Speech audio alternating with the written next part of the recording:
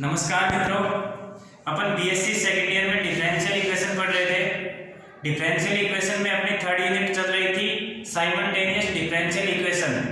Simultaneous differential equation में अपना last topic है।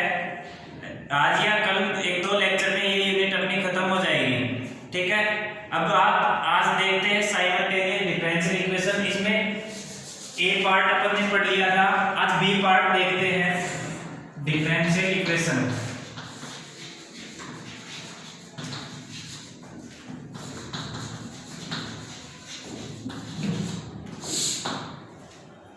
साइमल्टेनियस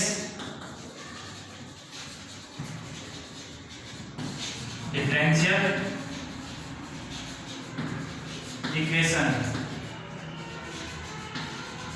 युगपत अवकल समीकरण।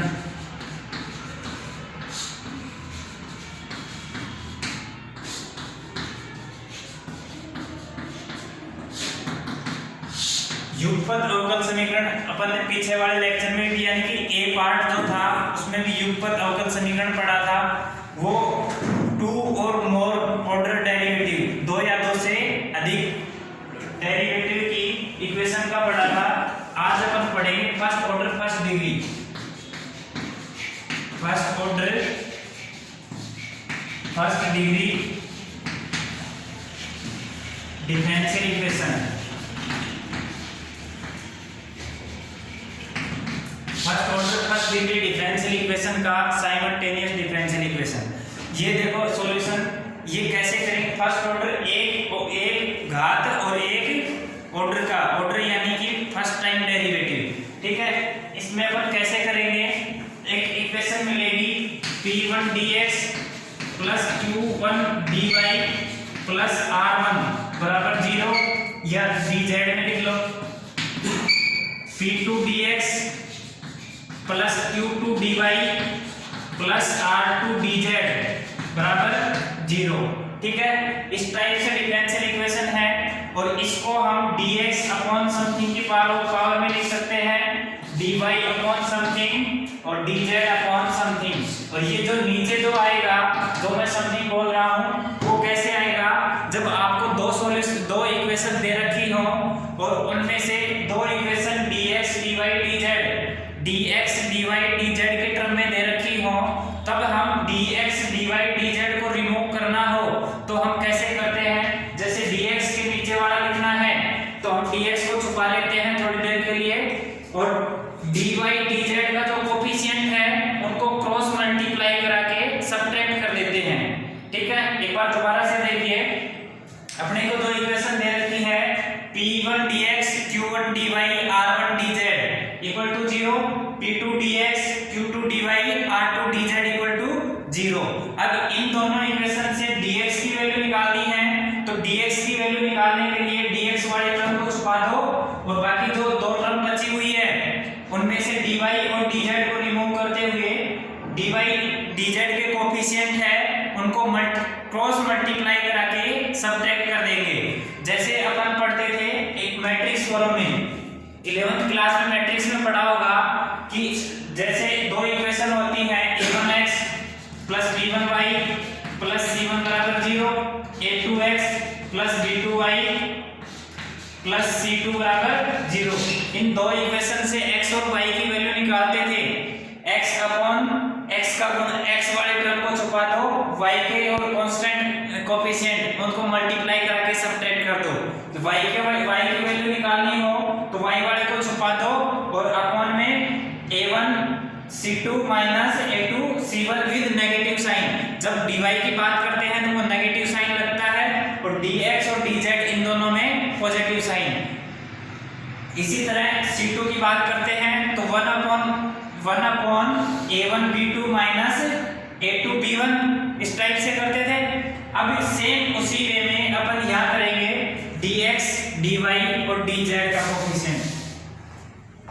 यहाँ से देखिए dx के अपॉन में निकालना है तो dx वाली टर्म को ये थोड़ी देर के लिए एलिमिनेट कर दो और dy और dz का कोफिशिएंट क्या है, q1 r2, तो ये q1 r2 minus r1 q2 r1 q2 और dy के साथ में नेगेटिव साइन लगा होता है, या ऊपर नेगेटिव साइन नहीं लगाओ तो उल्टा करो, P1 R2 लिखा था, अब इसमें Q1 R2 लिखेंगे, Q1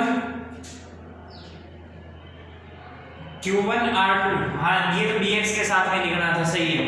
अब dy के अपॉन में लिखना है तो अपन लिखेंगे P1 R2 minus P2 R1, P1 R2 minus P2 R1। अब आप चाहो तो ये माइनस कॉमन लेके P2 R1 minus P1 R2 भी लिख सकते हैं, क्योंकि ये माइनस से माइनस फिर कैंसिल हो जाएगा। और आप चाहो तो इसी टर्म को आप उल्टा करके लिख लो, R1 P2 minus P1 R2। अभी देखो R1 P2 minus P1 R2, जब माइनस को मल्टीप्लाई कराओगे तो भी वही आएगा, और इधर से चाहो तो आप उल्टा कर सकते हो, ठीक है।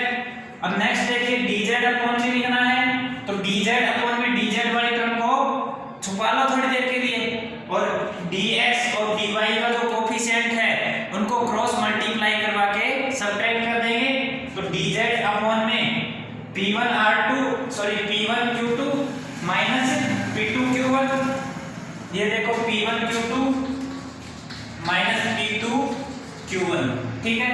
आपको क्वेश्चन इस फॉर्मेट में मिलेगा, dx upon something, dy upon something और dz अपॉन समथिंग, इस टाइप से आपको क्वेश्चन मिलेगा।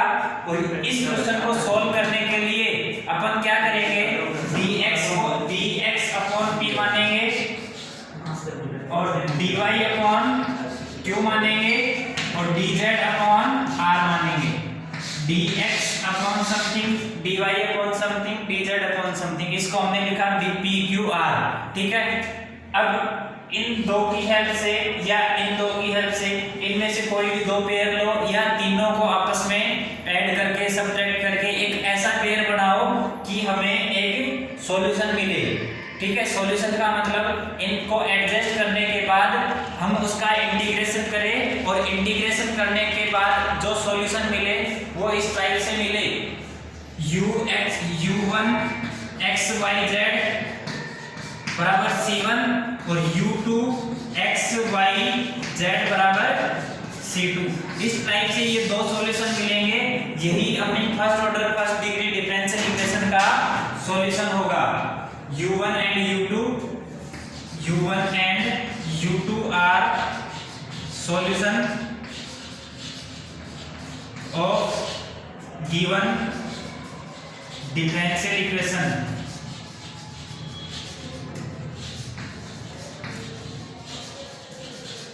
ठीक है। u1 और u2 है वो दोनों फर्स्ट ऑर्डर फर्स्ट डिग्री की जो गिवन डिफरेंशियल इक्वेशन है उस डिफरेंशियल इक्वेशन के सॉल्यूशन है, ठीक है।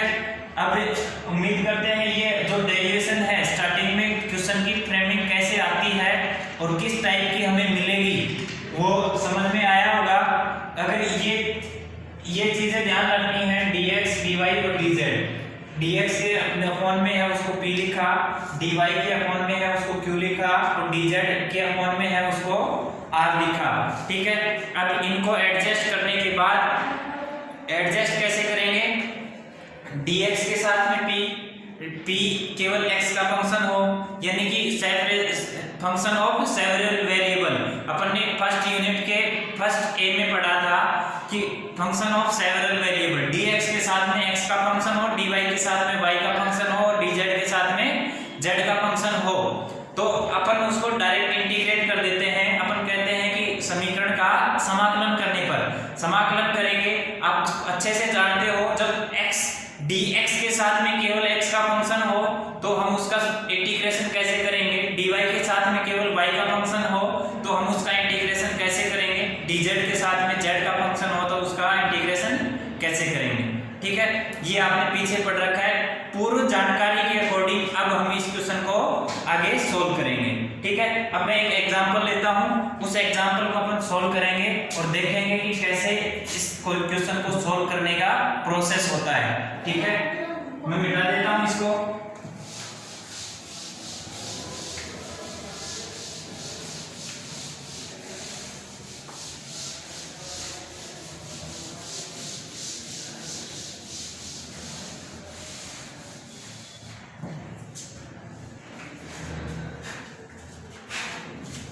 देखिए एग्जांपल फर्स्ट कह रहा है सोल्व हल कीजिए a dx अपॉन b minus cy z plus b dy upon c minus a zx बराबर c dz upon a minus b xy। यानी कि जो मैंने यहाँ लिखा था dx upon something dy upon something dz upon something, अब आप चाहो तो दो दो का पेयर करके भी सॉल्यूशन कर सकते हो और तीनों को एक साथ लिख के भी सॉल्यूशन कर सकते हो।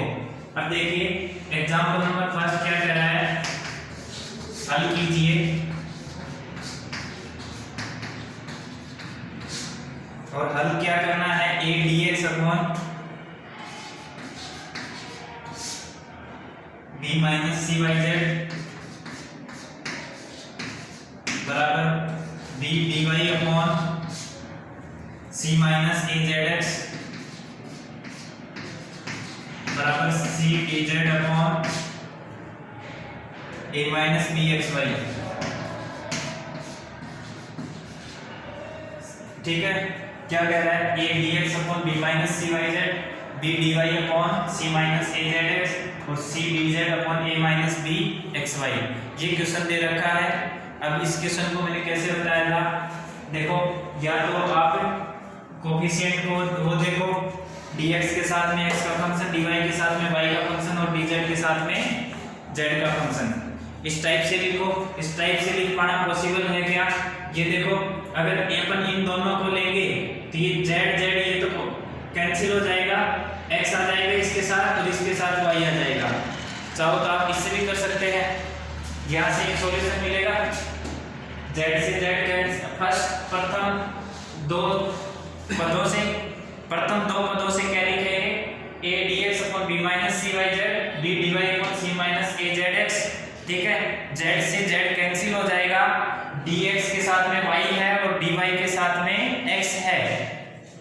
वेरिएबल सेपरेट हो सकते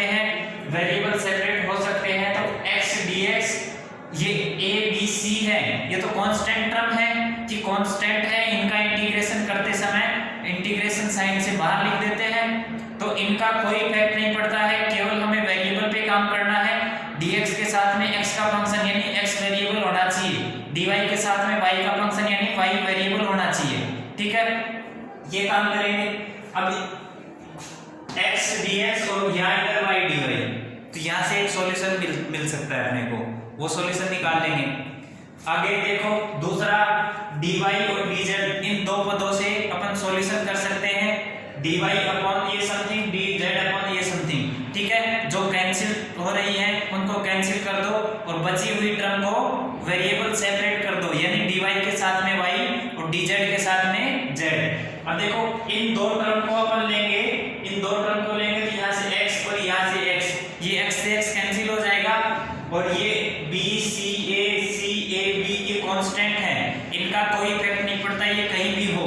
ठीक है, अब देखो dy अपॉन z और dz अपॉन x, इन दोनों पदों को लेंगे तो dz के साथ में z आएगा, dy के साथ में y आएगा और जब समाकलन करेंगे तो अपना सॉल्यूशन आ जाएगा। ठीक है, ये भी एक सॉल्यूशन इधर से मिला था, एक सॉल्यूशन इधर से मिला था, दो सॉल्यूशन मिल गए। अब देखो एक समीकरण के जरूरी नहीं है कि दो ही सॉल्यूशन हो, दो से ज्यादा भी हो सकते हैं, लेकिन अपने को निकालने केवल दो ही सॉल्यूशन हैं, दो से ज्यादा सॉल्यूशन निकालेंगे नहीं अपने को। ठीक है, दो से ज्यादा सॉल्यूशन नहीं निकालेंगे। अब देखो यहाँ से मैं तीसरा दो सॉल्यूशन मैंने बता दिए, ये आपको खुद को करके देखने हैं। मैं एक नया तीसरा सॉल्यूशन बताता हूँ डिफरेंट तरीके से, डिफरेंट तरीके। अब देखो मैं इस समीकरण को x y z, dx के साथ में x, dy के साथ में y और dz के साथ में z, ऊपर और नीचे दोनों तरफ गुणा करूंगा। dx के साथ में x ऊपर गुणा करूंगा, x नीचे गुणा करूंगा, dy के साथ में y ऊपर गुणा करूंगा, y नीचे गुणा करूंगा, dz के साथ में z ऊपर गुणा करूंगा और z ही नीचे गुणा करूंगा और फिर उन तीनों पदों को जोड़ दूंगा। जोड़ेंगे तो इधर से तो ax dx, इधर से by dy और इधर से cz dz आएगा। ठीक है, नीचे देखो इधर से xyz, इधर से xyz और इधर से भी xyz, तीनों में xyz है, कॉमन आ जाएंगे।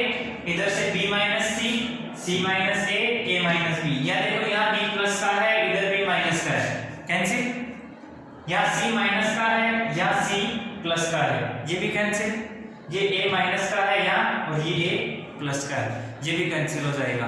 अब देख A X D X plus B Y D Y plus C Z D Z upon में 0 आ गया। अब देखो इसके बराबर मैं एक बार फिर से लिख देता हूँ हल, सॉल्यूशन कैसे करेंगे इसका। तो सॉल्यूशन करने के लिए तीनों पदों में x y z से ऊपर नीचे गुणा करके जोड़ने पर तीनों पदों में तीनों पद यानी पहला पद dx वाला, दूसरा पद dy वाला, तीसरा पद dz वाला, तो तीनों पदों में x y z से गुणा कर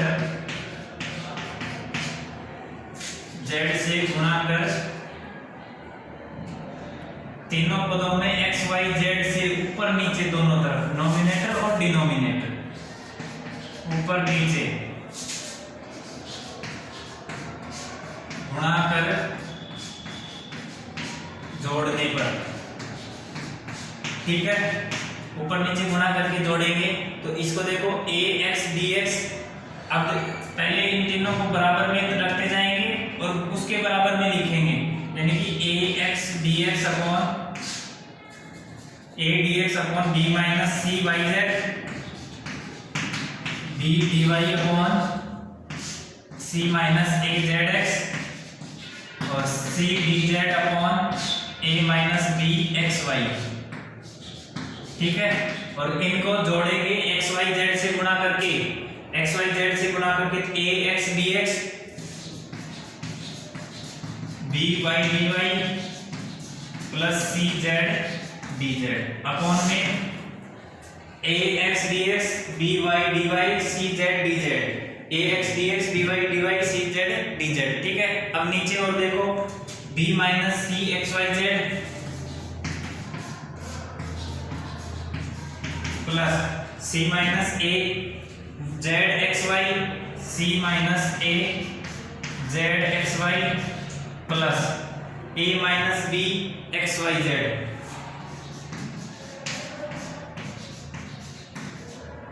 ठीक है, ये आ गया। अब यहां से देखो मैं केवल थर्ड टर्म को लिख रहा हूं, केवल थर्ड टर्म को लिख रहा हूं, और थर्ड टर्म देखिए a x dx plus b y dy plus c z dz upon में b minus x y z common ले लो, ये x y z यहां से b minus c plus c minus a plus a minus b, ये देखो b से तो ये b कैंसिल, c से ये c कैंसिल, a से ये a कैंसिल, बराबर a x dx plus b y dy plus c z dz upon में 0, ठीक है, c dz अपॉन में ये देखो a minus b x y b dy upon c minus a z x बराबर a dx अपॉन b minus c y z, ठीक है, ये आ गया। अब यहां से अपन क्या लिखेंगे, अंतिम दो पदों से, अंतिम दो पद कौन से हैं, ये ax dx dy dy cz dz और ये इक्वल में है c dz upon a minus bxy। अब यहां से ये अंतिम दो पदों से, अंतिम दो पदों से क्या लिखेंगे, c dz upon a minus bxy। अंतिम दो पदों से मैं इधर से लिख देता हूं c dz upon a minus bxy बराबर ax dx plus by dy plus cz dz upon में 0, ठीक है। क्रॉस मल्टीप्लाई करवा दें, क्रॉस मल्टीप्लाई करवाने पर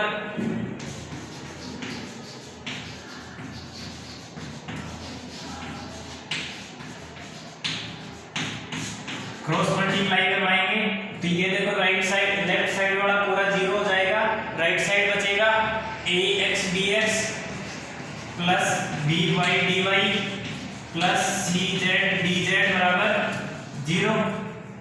ax dx plus by dy plus cz dz बराबर 0।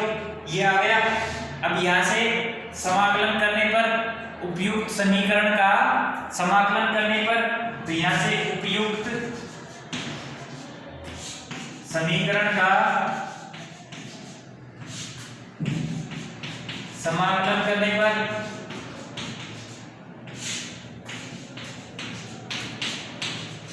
ठीक है, इस समीकरण का समाकलन करेंगे। मैं ये नीचे से मिटा देता हूं।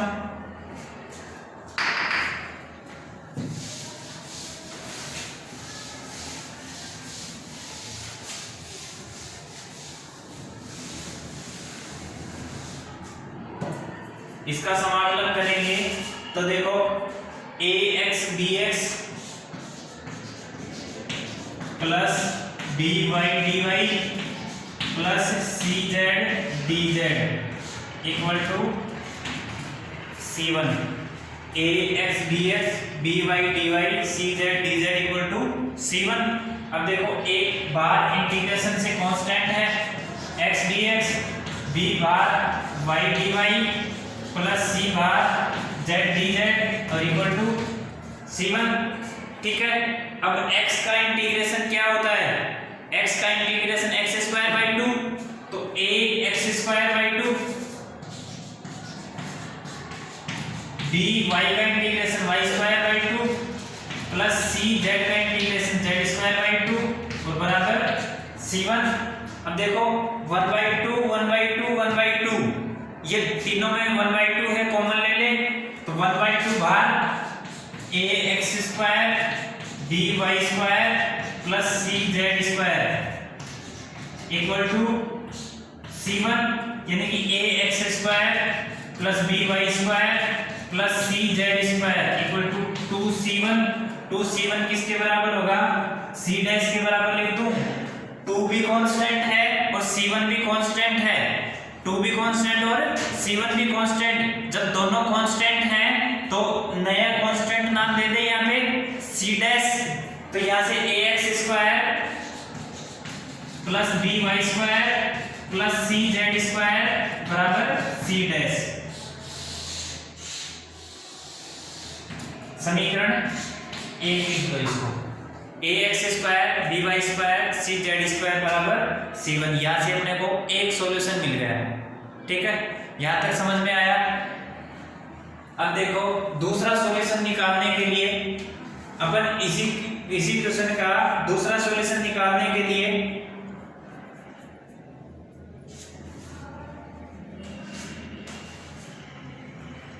एक तो मैंने वो 2 सॉल्यूशन बता दिए थे, वो आप खुद निकालना। उनके अलावा एक सॉल्यूशन जो थोड़ा सा टिपिकल लग रहा था वो सॉल्यूशन मैंने निकाल दिया है, एक निकाल दिया। अब एक सॉल्यूशन और निकालना है सेम इसी तरह ही। ठीक है, अब देखो इसमें a x y z से गुणा किया था। अब मैं अगले में a b c से गुणा करूं तो क्या पॉसिबल है कि नीचे वाला कट जाएगा? केवल a b c से गुणा करूं तो चेक कर लो एक बार। अगर मैं a b c से गुणा करूंगा तो यहां से देखो a b minus a c, यहां से b c minus b a और यहाँ a c minus c b cut रहा है क्या? a b और ये b a, ये कैंसिल, a c और ये a c cancel, b c और ये b c कैंसिल। ठीक है, अब देखो दिक्कत क्या करेगा? इसके साथ में तो x y है, इसके साथ में y z z x है और इसके साथ में x y है। ठीक है, याद दे दो यार बोले यहाँ बंद कर दो आप उधर से देखिए मैंने बताया अगर हम इसको a b और c से मल्टीप्लाई करें, प्रथम पद को a से, द्वितीय पद को b से और तृतीय पद को c से मल्टीप्लाई करें तो हम देखो यहाँ से a b आएगा या a c आएगा, या b c आएगा या b a आएगा, या a c आएगा और या b c आएगा। ठीक है, अब हम इन तीनों को ऐड करेंगे तो ये तो कैंसिल हो रहे हैं, ये तो कैंसिल होके 0 बन जाएंगे। लेकिन यहाँ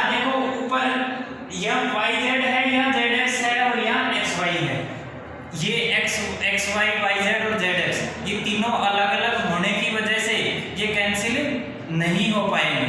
ठीक है, ये तीनों अलग अलग होने की वजह से ये कैंसिल नहीं हो पाएंगे, इसलिए हमें इसके साथ में x से ऊपर गुणा करना पड़ेगा, इसके साथ में y से गुणा करना पड़ेगा, इसके साथ में z से गुणा करना पड़ेगा। ठीक है, तो हम यहाँ उपयुक्त समीकरण को ax by और cz से गुणा करने पर, ठीक है, क्या करेंगे, ax by और cz से गुणा करने पर उपयुक्त समीकरण के या दिए समीकरण के दिए समीकरण में प्रथम पद को ax, द्वितीय पद को प्रथम पद को ax, द्वितीय पद को by तथा तृतीय पद को cz से गुणा करके जोड़ने पर,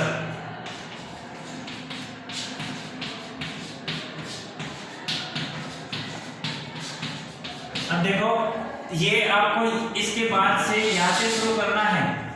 ठीक है, समीकरण नंबर 1 है, उसके बाद से आप सीधे यहाँ आओगे और उसमें लिखोगे दिए समीकरण, जो भी अपने को गिवन क्वेश्चन है उस क्वेश्चन में प्रथम पद को ax से, द्वितीय पद को by से और तृतीय पद को cz से गुणा करके जोड़ने पर। ठीक है, उसका रीजन मैंने अभी समझा ही दिया है, आपको समझ में आ गया होगा। अब देखो मैं वो जोड़ देता हूँ। अब ये प्रथम तीन पद तो सीधे एज इट इज आएंगे, a dx अपॉन b माइनस c yz बराबर b dy upon c minus a zx बराबर c dz upon a minus b xy। ठीक है, a b c, प्रथम को a, द्वितीय को b, तृतीय को c, इसके साथ में प्रथम को x, द्वितीय को y, तृतीय को z, या ax by cz से गुणा करने पर ax को प्रथम से गुणा करेंगे तो a square x dx plus द्वितीय को b square y dy plus तृतीय को c square z dz upon में देखो xyz जैसा हमने इस क्वेश्चन में किया था, यहाँ प्रथम सॉल्यूशन निकाला था, प्रथम सॉल्यूशन निकालने के जो काम किया था, सेम इसी में भी वैसे ही काम करेंगे। ये नीचे ऊपर वाले को ऊपर वाले से जोड़ेंगे और नीचे वाले को नीचे वाले से जोड़ेंगे। तो ऊपर वाला तो हमने ऐड करके लिख दिया है, अब नीचे वाले को ऐड करके लिखेंगे तो xyz, मैं xyz को तो कॉमन ले लेता हूँ, यहाँ से b माइनस सी, ab minus ac plus bc minus ba plus ac minus bc। ठीक है, अब ये देखो ab से ab कैंसिल, ये ab और ये ba आपस में कम्यूटेटिव होते हैं, ab लिखो या ba लिखो, दोनों बराबर होंगे। ab से ab कैंसिल, ac से ये ac कैंसिल और bc से ये bc कैंसिल, तो नीचे ये 0 आ जाएगा। मैं केवल ये पद लिख रहा हूँ, a square x b square y c square z upon में 0। ठीक है, ये 0 बनेगा, 0 इंटू एक्स वाई जेड 0 बनेगा, और c dz upon a minus b x y, थोड़ा सा शॉर्ट कर दिया मैंने, वो आप ध्यान रखना कहाँ कैसे मैंने शॉर्ट किया है। c minus a z x और a dx अपॉन b minus c y z. ठीक है, अब देखो मैं इसको मिटा देता हूँ इधर से,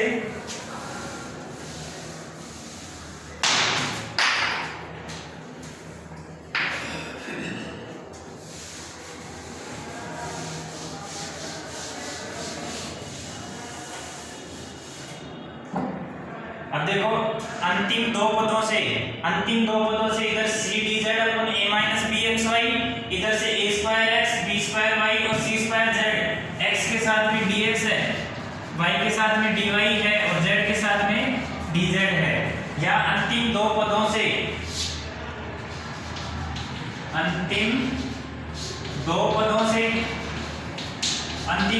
से क्या होगा अपने पास c dz upon a minus b xy बराबर a square x dx plus b square y dy plus c square z dz upon में 0। क्रॉस मल्टीप्लाई करवाने पर यहां से क्रॉस मल्टीप्लाई करवाएंगे तो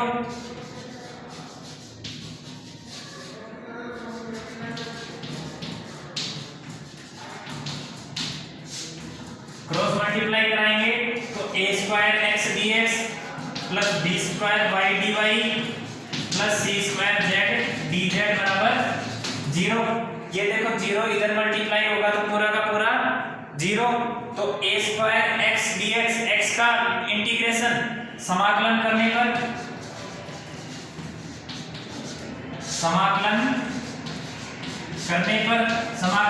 तो a square x square by 2 x dx का इंटीग्रेशन पहले मैं एक बार लिख देता हूं a square x dx plus b square y dy plus c square z dz equal to 0 और इनका समाकलन। ठीक है, a स्क्वायर बाहर आ जाएगा, x dx का इंटीग्रेशन तो a square x dx b square y dy plus c square z dz equal to 0। ठीक है, अब x dx का integration x square by 2 a square x square by 2 plus b square y square by 2 plus c square z square by 2 बराबर c2। ठीक है, बराबर c2 या c double dash लिख लो। ठीक है, अभी मैं इधर से मिटा देता हूं।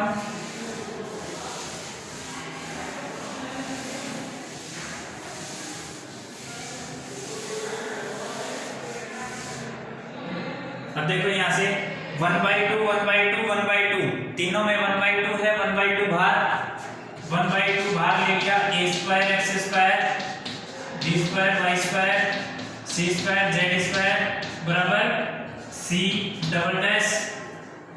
ठीक है, a square x square b square y square c square z square तीनों में 1/2 है, 1/2 मैंने बाहर ले लिया तो 1/2 a square x square b square y square c square z square equal to c double dash. अब a square x square plus b square y square plus c square z square equal to 2c double dash. ठीक है, अब 2 भी constant है, c double dash भी constant है, तो 2c double dash क्या आएगा, वो एक नया कांस्टेंट नाम दे दो c2 या c2 नाम दे दो, c2 या c2 ट्रिपल डैश दे दो। तो a square x square b square